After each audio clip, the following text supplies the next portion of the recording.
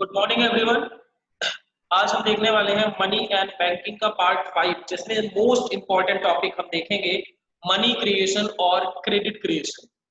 इस एग्जाम में मतलब जो अभी एग्जाम हुआ है आपका, उसमें भी इस टॉपिक से क्वेश्चन आया था और आगे वाले एग्जाम में भी 3 to 4 मार्क्स के लिए क्वेश्चन आ सकते हैं। तो ये सबसे इंपॉर्टेंट टॉपिक है, क्रेडिट क्रिएशन और मनी क्रिएशन। ठीक है, तो लेट्स गेट स्टार्टेड।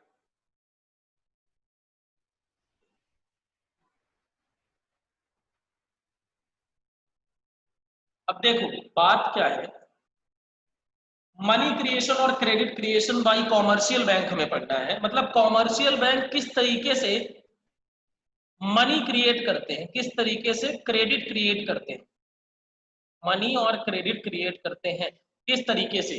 देखो आपको पता है primary function of commercial bank हमने देखा था। प्राइमरी फंक्शन में क्या देखा था? पहला था एक्सेप्टिंग डिपॉजिट्स एंड दूसरा फंक्शन क्या था? Advancing loans. मतलब पैसा जमा करना और लोगों को पैसा लोन पे देना, उधार पे देना, ये दो फंक्शन थे। तो होता क्या है ना, देखो मतलब क्रेडिट क्रिएशन का मतलब क्या है? क्रेडिट क्रिएशन का मतलब ये है कि जितना बैंक के पास पैसा आया, बैंक उससे ज्यादा उधार दे देता है। कैसे? मतलब चलिए हम इसको समझेंगे। मतलब हम यहां पर देखने ये वाले हैं कि मान लीजिए बैंक के पास आया 1,000 रुपए, तो इससे बैंक अल्टीमेटली हो सकता है कि 4,000 रुपए का उधार दे दे। कैसे 4,000 का देगा हम डिस्कस करेंगे। यहीं पे लिखा हुआ है, it is the most important activity of commercial bank credit creation. Bank लोगों को उधार कहां से मिलता है? बैंक से ही मिलता है।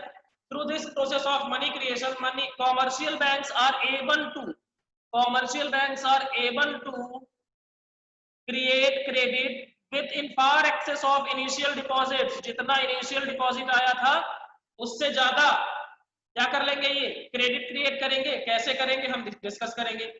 लेकिन इसके लिए आपको पता है इकोनॉमिक्स में क्या करना पड़ता है। जब हम कोई भी थ्योरी पढ़ते हैं तो हमें कुछ अजम्पशंस लेने पड़ते हैं। तो यहाँ पे भी दो अजम्पशंस लिए जा रहे हैं। We are taking two assumptions. ध्यान रखना, दो चीजें अज्यूम कर रहे हैं हम।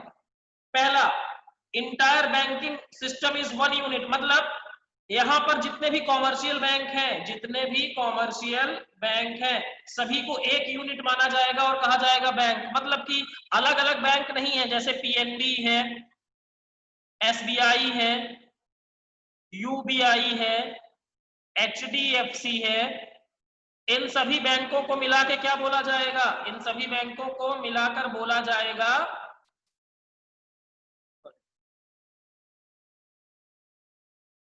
इन सभी बैंकों को मिलाकर क्या बोला जाएगा? बैंक। मतलब सारे बैंक मिलाकर एक है, सभी बैंक मिलाकर एक है, पहला अजम्पशन। ठीक है। दूसरा लिखा है all receipts and payments in the economy are routed through bank. मतलब जो भी पैसा किसी को मिलता है या वो पैसा पेमेंट करता है, दोनों चीज किसमें किए जाते हैं? बैंक में किए जाते हैं। मतलब सारा पेमेंट चेक के थ्रू होगा और सारा पैसा बैंक में डिपॉजिट होगा। समझ लेना, जो भी खर्चा किया जाता है, मतलब किसी को अगर पैसे मिलता है तो वो कहां डिपॉजिट करेगा? घर में नहीं रखेगा, वो कहां डिपॉजिट करेगा? बैंक में। और कोई पेमेंट करेगा तो वो भी किसके थ्रू करेगा? बैंक के थ्रू ट्रांसफर करेगा, चेक के थ्रू पेमेंट करेगा। ये दो अजम्पशन है, ध्यान रखना। पहला, बैंकिंग में जितने भी कॉमर्शियल बैंक है सबको एक यूनिट माना जाएगा। दूसरा, क्या किया जाएगा? सभी रेसिप्ट और पेमेंट को क्या किया जाएगा? बैंक के थ्रू किया जाएगा। मतलब all transaction will be entered through bank only. Cash में कोई लेन देन नहीं होगा। ध्यान रखना, कैश नहीं होगा। सारा पैसा कहां आएगा? बैंक में पेमेंट। बैंक से हम जितना पैसा मिलेगा बैंक में जमा करेंगे, जो हमें पेमेंट करना होगा वो भी बैंक के थ्रू किया जाएगा। पूरे देश में ऐसा ही होगा। इन दो इकोनॉमी में इन दो उसमें आपको अजम्पशंस में कोई डाउट हो तो जल्दी से पूछिए।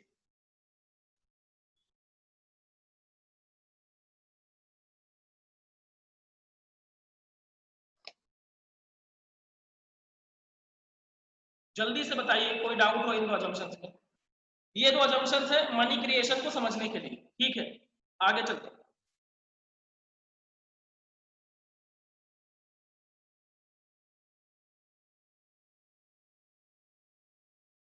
अब देखो, दो तीन चीजें आप समझ लो थोड़ा सा। पहला, यहां पर देखना, मान लो डिपॉजिट आया बैंक के पास, कितना डिपॉजिट आया? बैंक के पास डिपॉजिट आया मान लो 1,00,000 रुपए। कितना आया? 1,00,000 रुपए बैंक के पास डिपॉजिट आया, ठीक है। अब क्या बैंक ये सारा लोन बांट देगा?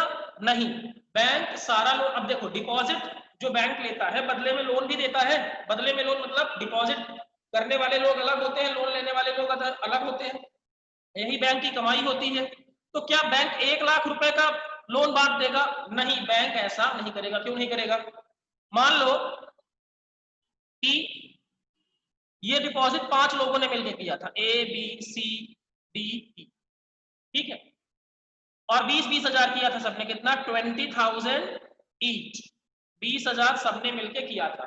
अब एक बात बताना कि अगर बैंक ने सारा लोन बांट दिया तो बैंक के पास पैसा कितना बचेगा? 0।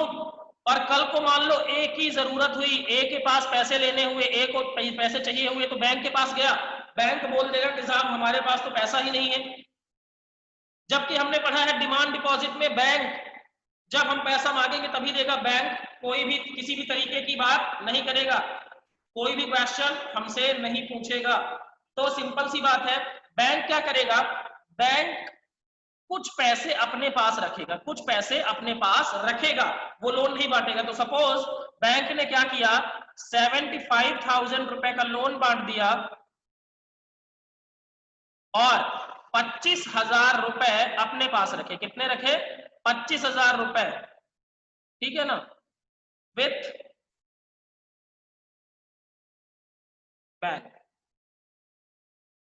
ठीक है। अब देखो, जो ये 25,000 रुपए बैंक ने रखे ना अपने पास, इसको कहते हैं LRR। क्या कहते हैं? LRR मतलब लीगल रिजर्व रिक्वायरमेंट। क्या कहते हैं? Legal reserve requirement. मतलब बैंक को इतना पैसा अपने पास रखना ही पड़ेगा। एंड आपको बता दूं, लीगल रिजर्व रिक्वायरमेंट कौन डिसाइड करता है? ये डिसाइड करता है central bank. Central bank Bharat का कौन है? Reserve bank of India. चलो अब और समझते हैं, थोड़ा सा ध्यान देना। यहां पर आ जाओ, एक मिनट, चेंज नहीं कलर ऑफ।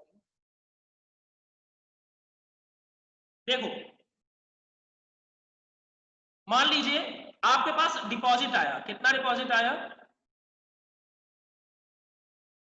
5,00,000 रुपए। कितना आया? 5 लाख। ये क्या हुआ? आपका डिपॉजिट, ठीक है। अब इस डिपॉजिट में क्या हुआ?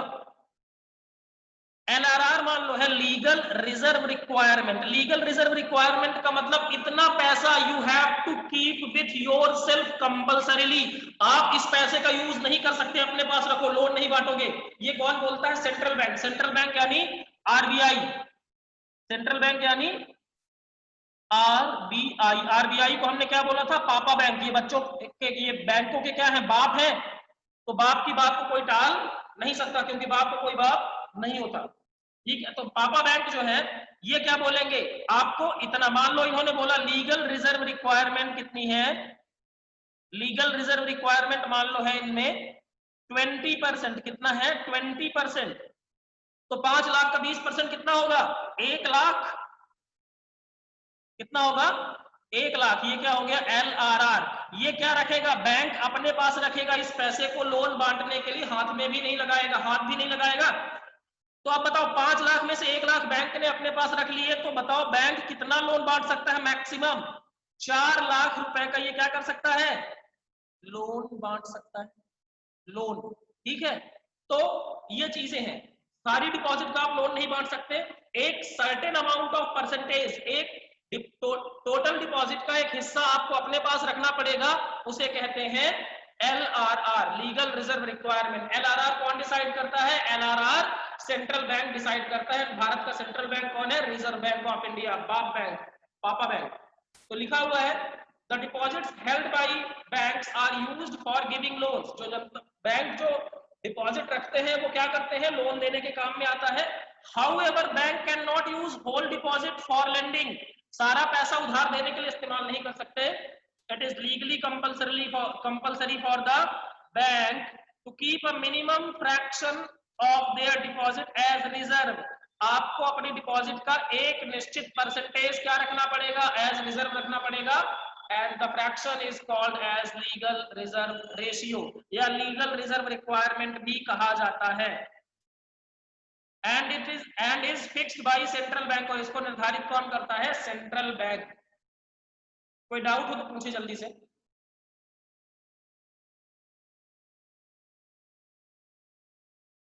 quick if you have any doubt please ask।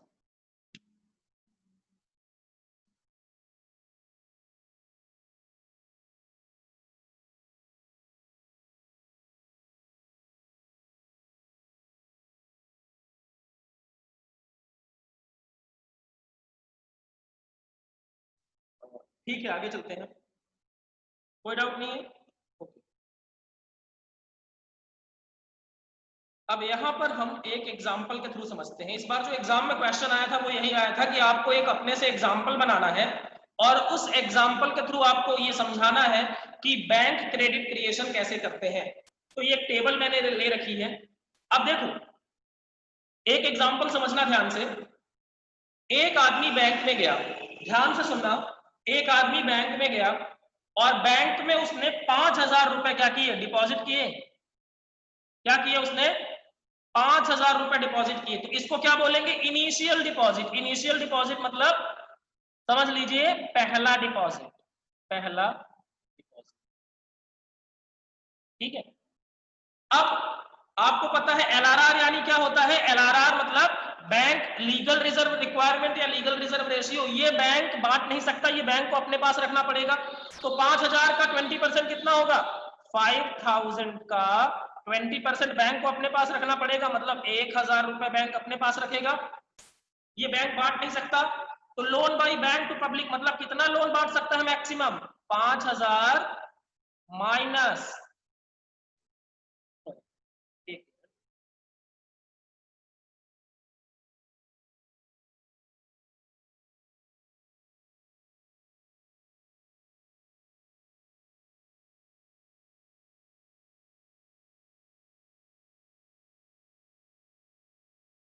5,000 minus 1,000, तो कितना लोन बांटेगा, 4,000। इतनी बात समझ में आई कि नहीं आई। 5,000 रुपए बैंक में जमा किए, बैंक को लीगली कितना अपने पास रखना है एज अ रिजर्व, 1,000 रखना है, तो बैंक मैक्सिमम कितना बांट सकता है, 4,000। इसमें किसी को डाउट हो तो बताएं जल्दी से, क्विक। पहली चीज आपको समझ में आई, फिर उसके बाद आगे बढ़ेंगे, जल्दी रिप्लाई करिए।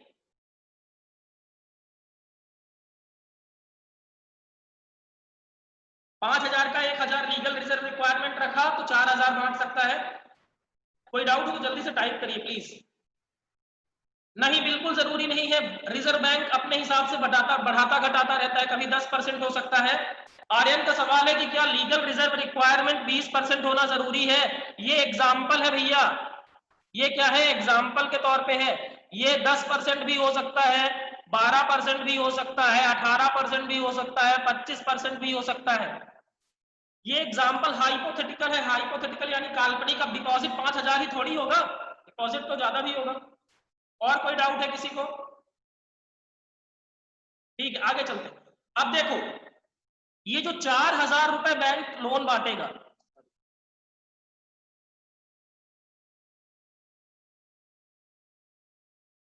ये जो 4,000 रुपए बैंक ने लोन दिए, ठीक है, तो अब ये आदमी लोन लेगा। अब लोन लेने के बाद क्या करेगा, या तो खर्चे करेगा, या तो मान लो कि या तो खर्चे करेगा या फिर, अब मैं आपको बताऊं ना, जब बैंक किसी को लोन देता है तो वो लोन कैश में नहीं दे देता कि आओ ये लोन निकाल के चले जाओ। वो क्या करता है, एक उसका अकाउंट भी ओपन कर देता है, एक दूसरा सेविंग अकाउंट या करंट अकाउंट ओपन कर देता है, जिसमें वो लोन का पैसा ट्रांसफर कर देता है। अब देखो ये 4,000 रुपए से क्या करेगा, जिसने ये लोन लिया, या तो ये पेमेंट करेगा, मतलब पेमेंट ही करेगा, या फिर बैंक में पैसा डिपॉजिट रहेंगे, दो ही चीजें होंगी। तो ये पैसा क्या होगा, ये पैसा फिर से बैंक के पास पहुंच जाएगा कितना, 4000 रुपए, क्योंकि हमने अजम्पशन क्या लिया है कि सारे ट्रांजैक्शन बैंक के थ्रू होते हैं। और हमारा अजम्पशन क्या है कि सारे ट्रांजैक्शन बैंक के थ्रू होते हैं। तो अगर ये किसी को पेमेंट भी करेगा तो वो अपने बैंक में डिपॉजिट करेगा। ठीक है, अब ये क्या होगा, अब ये 4000 रुपए बैंक के पास घूम के आ गए। अब बैंक को क्या करना पड़ेगा, 20% फिर से रिजर्व रखना है। तो 4000 का 20% रखना पड़ेगा, यानी 800 रुपए। अब बैंक लोन कितना बांट सकता है, 4000 माइनस 800, कितना, 3200 रुपए का लोन अब बैंक बांटेगा। अब फिर से यही एक्टिविटी होगी, ये 3200 रुपए फिर से किसी को पेमेंट किया जाएगा, और जब पेमेंट किया जाएगा तो वो फिर से अपना पैसा कहाँ डिपॉजिट करेगा, बैंक में डिपॉजिट करेगा। तो ये पैसे घूम के कहाँ आएंगे, बैंक में आ जाएंगे 3200। अब बैंक फिर कितना रखेगा अपने पास, 3200 रुपए। 3200 का 20% कितना रखेगा, 3200 का 20% कितना होगा, आई थिंक 640 होगा। तो अब इसमें क्या करना पड़ेगा, 3200 माइनस 640, ये कितना आएगा, 2560 रुपए। ठीक है, अब ये फिर से वही एक्टिविटी होगी, ये जब पेमेंट करेगा, जिसने लोन लिया वो जब पेमेंट करेगा तो कोई अपना पैसा डिपॉजिट करेगा बैंक में। भैया किसी का खर्चा किसी की इनकम होती है, इकोनॉमिक्स में यही तो पढ़े हैं कि मेरा खर्चा, जैसे आप फीस देके तो आपका खर्चा मेरी इनकम, मैं मान लो शॉपिंग करता हूं तो मेरा खर्चा दूसरे की इनकम। उसके बाद 2560 रुपए आ गए बैंक के पास, तो बैंक इसका भी कितना रखेगा, 20%। कितना रखेगा, 20% रखेगा। तो इसका 20% कितना होगा, 512 रुपए। कितना होगा, 512 रुपए। तो 2560 में से घटाएंगे कितना, 512 रुपए घटाएंगे, और ये कितना आएगा आपका, 2048 रुपए। कितना आएगा, 2048। तो इस तरीके से फिर ये क्या होगा, देखना, ये पैसा फिर आएगा आपका कहां, डिपॉजिट में आएगा, फिर बैंक रिजर्व रखेगा और फिर लोन बांटेगा। ये तब तक चलता रहेगा, ये तब तक चलता रहेगा जब तक कि रिजर्व में पूरे 5000 रुपए ना आ जाए। जब तक कि जो आपका ये इनिशियल डिपॉजिट है ना, ये 5000, ये देखो ये 5000, ये कहा ना आ जाए, सारा का सारा रिजर्व में ना आ जाए, तब तक ये काम चलता रहेगा। तब तक जब इनिशियल डिपॉजिट ही रिजर्व में चला गया तो फिर उसके बाद पैसा नहीं दिया जा सकता। तो देखो होगा क्या, डिपॉजिट जो करेगी जनता, डिपॉजिट, अब अगर यहां पर मैं बात करूं तो इनिशियल डिपॉजिट कितना था, 5000, लेकिन जब आप टोटल करेंगे तो यहां पर जो डिपॉजिट हो चुका होगा वो हो चुका होगा 25,000 रुपए का। मतलब बैंक कितने का लोन दे चुका होगा, 25,000 रुपए का लोन बांट चुका होगा। अब ये कैसे होगा, ये एग्जांपल समझ में आया कि आपको कि नहीं, मतलब 5,000 रुपए से बैंक ने कितने रुपए क्रिएट कर दिए, कितने रुपए का कर्ज बांट दिया, 25,000 रुपए का कर्ज बांट दिया। और टोटल डिपॉजिट कितना आ जाएगा बैंक के पास,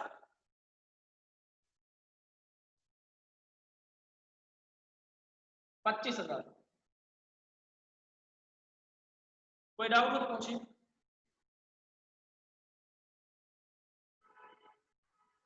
जल्दी से पूछिए।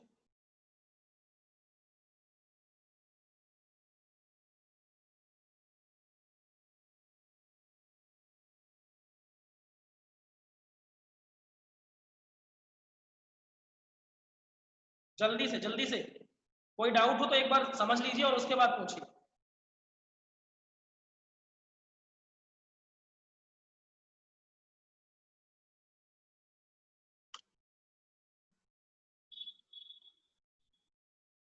असद ने बोला नो डाउट, बाकी लोगों को जल्दी बताएं, जल्दी बताएं।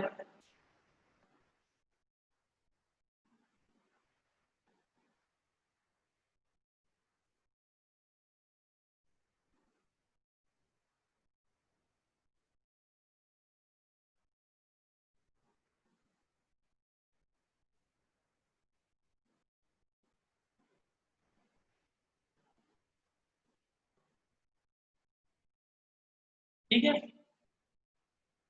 अच्छा देखो यहां पर क्या होगा, टोटल डिपॉजिट कितना आएगा बैंक के पास? 25 रुपए, 2500, 25,000, और 5,000 रिजर्व में होगा। तो ये 1 मिनट, ये थोड़ा सा गलत हो गया था। ये कितना आएगा आपका? ये आएगा 20,000, क्योंकि 5,000 रिजर्व में है, मैंने गलती से लिख दिया था। ये 25,000 रुपए क्या होगा? बैंक के पास डिपॉजिट आ जाएगा। 5,000 से कितना डिपॉजिट बन गया? 25,000, मतलब 5 गुना डिपॉजिट बना। इनिशियली हमने कितना जमा किया था? 5,000। बैंक के पास टोटल डिपॉजिट कितने दिखेंगे? 25,000। तो 5,000, 5 गुना डिपॉजिट बना, मतलब इनिशियल डिपॉजिट का 5 टाइम्स क्या है आपका टोटल डिपॉजिट। ये क्या होगा आपका? यहां पर जो लिखेंगे ये होगा आपका टोटल। इसको आप कॉपी भी कर लीजिए प्लीज जल्दी से। मैंने बोला था आपको नोटबुक लेके बैठना है, इसको जल्दी से कॉपी करिएगा। ये आपका आ जाएगा LRR टोटल कितना? 5,000। और एक मिनट मैं इसको हटा देता हूं, तो ये मैंने लाइंस ओपन की।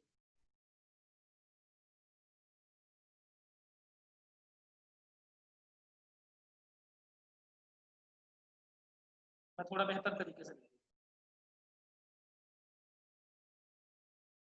इसको आपको कॉपी करना है, जल्दी से करिए आप कॉपी।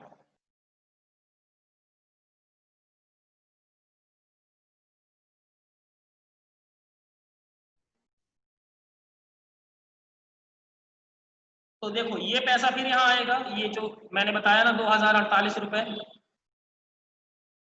और फिर यहाँ पर लीगल रिजर्व रिक्वायरमेंट वगैरह रखा जाएगा। तो ऐसे करते करते टोटल डिपॉजिट जो होगा आपका वो हो जाएगा 25,000। फिर लीगल रिजर्व, रिजर्व में कितना पैसा आ जाएगा आपका? टोटल जितना इनिशियल डिपॉजिट का होगा 5,000, वो पैसा पूरा आ जाएगा। और क्रेडिट कितने की क्रिएट कर देगा बैंक? क्रेडिट क्रिएशन कितना होगा? 20,000 रुपए। ठीक है, क्योंकि 25,000 टोटल डिपॉजिट, बैंक में कितना रखा है? 5,000, तो क्रेडिट कितना का क्रिएट होगा? 20,000। ठीक है, इसको जल्दी से नोट करिए या स्क्रीनशॉट कर लीजिए आप, और आप लोग अपने नोट जरूर कंप्लीट करते जाएं। ठीक है, मैं आगे चलता हूं। अब इसी में एक कंसेप्ट है मनी मल्टीप्लायर, जो मैं कह रहा था ना कि आपका इनिशियल डिपॉजिट कितना था? अभी लास्ट क्वेश्चन में इनिशियल डिपॉजिट कितना था? 5,000। और इसमें हमने क्या किया? इसमें हमने टोटल डिपॉजिट कितना बना दिया था? टोटल डिपॉजिट कितना हो गया था आपका? 25,000। तो ये चमत्कार कैसे हुआ? 5,000 का पैसा लेके 25,000 हमने कैसे बना दिया? तो यही कंसेप्ट है आपका मनी मल्टीप्लायर। क्या कंसेप्ट है? Money multiplier. किस तरीके से कॉमर्शियल बैंक मनी को मल्टीप्लाई कर देता है। तो इसके लिए देखो, मनी मल्टीप्लायर की डेफिनेशन जो है, मनी मल्टीप्लायर और deposit multiplier measures the amount of money that banks are able to create. मतलब कितना पैसा बैंक क्रिएट कर सकता है, उसको हम क्या कहते हैं? Money multiplier. क्या कहा जाता है? Money multiplier. In form of deposit with every unit of money की एज रिजर्व। देखो क्या होता है, देखो मान लो हमने जैसे एग्जांपल में क्वेश्चन लिखा था, मनी मल्टीप्लायर का फॉर्मूला क्या है? 1 डिवाइड बाई LRR। तो 1 डिवाइड बाई LRR का क्या मतलब है? 1 डिवाइड बाई 20% था, तो 1 डिवाइड बाई 20 मल्टीप्लाइड बाई 100, क्योंकि परसेंट में था। तो ये कितना आएगा? 100 डिवाइड बाई 20, तो कितना हुआ? 5। ये हुआ आपका मनी मल्टीप्लायर। मतलब अगर आप 1 रुपए जमा करेंगे तो बैंक उसको कन्वर्ट कर देगा 5 रुपए में। समझ में आई बात? इसको कहते हैं मनी मल्टीप्लायर। मतलब जैसे अभी हुआ था ना, 5,000 रुपए डिपॉजिट किया था इनिशियली, और वो किस में कन्वर्ट हो गया था? 25,000 रुपए में। क्यों कन्वर्ट हुआ था? क्योंकि मनी मल्टीप्लायर था 5। मनी मल्टीप्लायर था 5। और मनी मल्टीप्लायर को कैलकुलेट कैसे करते हैं? 1 divide by legal reserve ratio. कोई डाउट हो जल्दी पूछिए, जल्दी, क्विक। मनी मल्टीप्लायर का मल्टीप्लायर यानी कितना ज्यादा पैसा क्रिएट कर लेंगे। अगर मैं आपको 1 रुपए दूं तो आप उससे कितना पैसा बना सकते हैं। ठीक है, आगे चलते हैं। ये क्वेश्चन है, find money multiplier. If LRR is, 4 question है, 2 क्वेश्चन मैं करता हूं, 2 क्वेश्चन आप करिएगा। देखिए सबसे पहले आपको क्या लिखना है, मनी मल्टीप्लायर का फॉर्मूला लिखना है। तो what is the formula of money multiplier? Money multiplier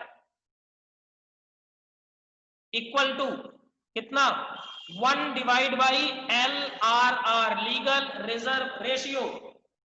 तो केस 1 जो है उसमें क्या है, LRR आपका 12.5%। तो कैसे लिखेंगे, 1 डिवाइड बाई 12.5% मल्टीप्लाइड बाई 100 हो गया। तो ये कितना आएगा, आप डिवाइड करेंगे तो आएगा 8। 8 क्या है आपका, मनी मल्टीप्लायर। क्या है, मनी मल्टीप्लायर। मतलब अगर मैं आपको बोलूं इनिशियल डिपॉजिट 100 रुपए है, तो टोटल डिपॉजिट कितना होगा, 8 गुना, यानी 800 रुपए आप जनरेट कर लेंगे। दूसरा क्वेश्चन बी, मनी मल्टीप्लायर कितना है, 25%। तो फॉर्मूला क्या है, 1 divide by LRR। 1 divide by 25 multiplied by 100, तो ये कितना आ जाएगा, 4। मनी मल्टीप्लायर 4 का मतलब क्या है कि अगर आपका इनिशियल डिपॉजिट, ध्यान देना, इनिशियल डिपॉजिट 100 रुपए है, तो मनी मल्टीप्लायर टोटल डिपॉजिट कितना होगा, टोटल डिपॉजिट हो जाएगा आपका 400 रुपए। क्यों, क्योंकि जितना पैसा है आपके पास, जितना पैसा आएगा उसका 4 गुना आप मल्टीप्लाई कर सकते हैं। मनी मल्टीप्लायर ये कहलाता है। बताएं जल्दी से, कोई डाउट हो तो, क्विक डाउट हो तो बताएं। और ये 2 क्वेश्चन आपको करने हैं, इनको कॉपी कर लीजिए या स्क्रीनशॉट ले लीजिए, बाकी 2 क्वेश्चन आपने करने हैं। जल्दी से बोले, कोई डाउट है? नहीं डाउट है तो आप लिख दे नो डाउट।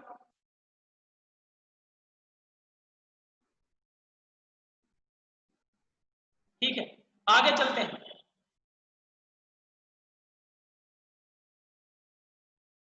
देखो अब टोटल डिपॉजिट कैसे आएगा, मैंने अभी बताया ना आपको, टोटल डिपॉजिट का फॉर्मूला क्या है, total deposit equal to initial deposit divide multiplied by money multiplier.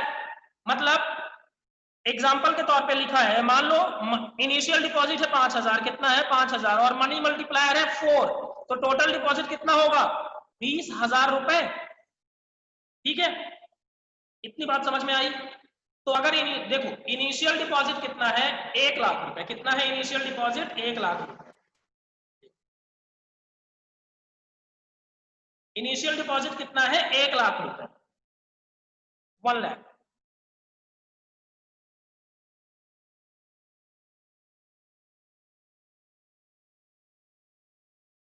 हाँ ठीक है आर्यन, आपका आंसर सही है, सी एंड डी का।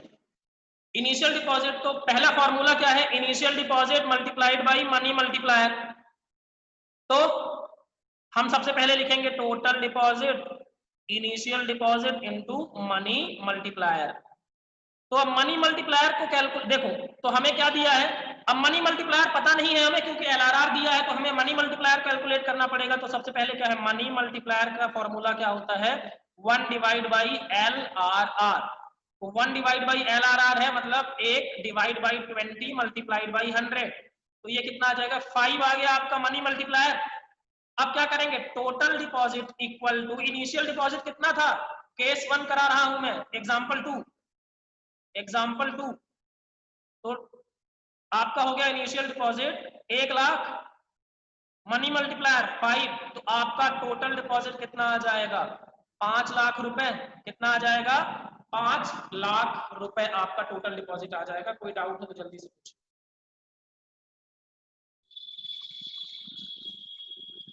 कोई डाउट हो तो पूछिए जल्दी से।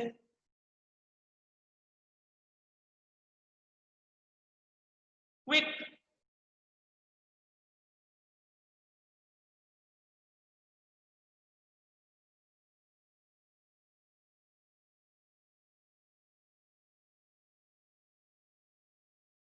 कभी भी एग्जाम में क्वेश्चन आए तो सबसे पहले फॉर्मूला लिखना है। ठीक है, फॉर्मूला लिखेंगे तो जैसे हमें पता चल गया इनिशियल डिपॉजिट क्वेश्चन में है, मनी मल्टीप्लायर नहीं है, तो इसको कैलकुलेट कर लेंगे, तो हमें मिल जाएगा टोटल डिपॉजिट। जल्दी से बताएं भैया, कोई डाउट हो तो।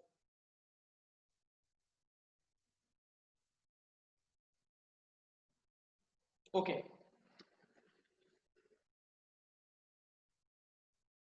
ठीक। दूसरा क्वेश्चन, इसको मैं हटा दूं।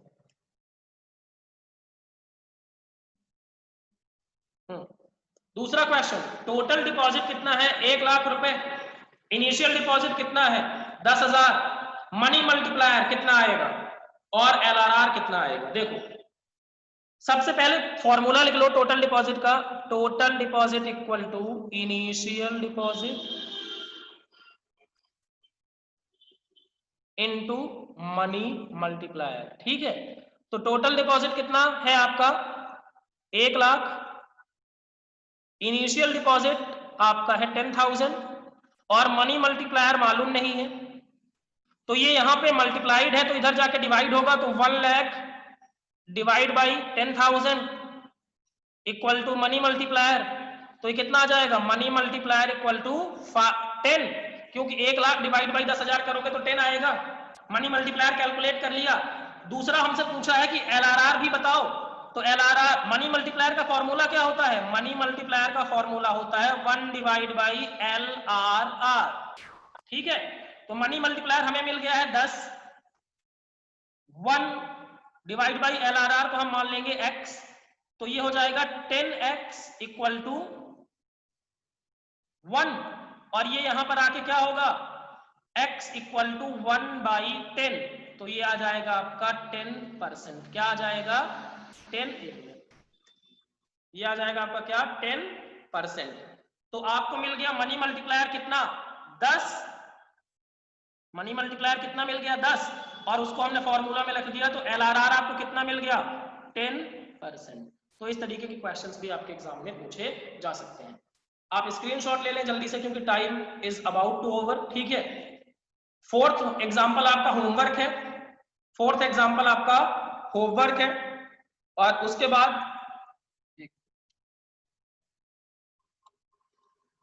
हाँ, फोर्थ एग्जाम्पल आपका होमवर्क है।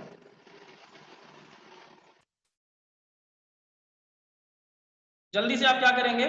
स्क्रीनशॉट ले लेंगे, है ना? So thank you very much for joining. BST के लिए मैं लिंक शेयर करता हूँ। Thank you.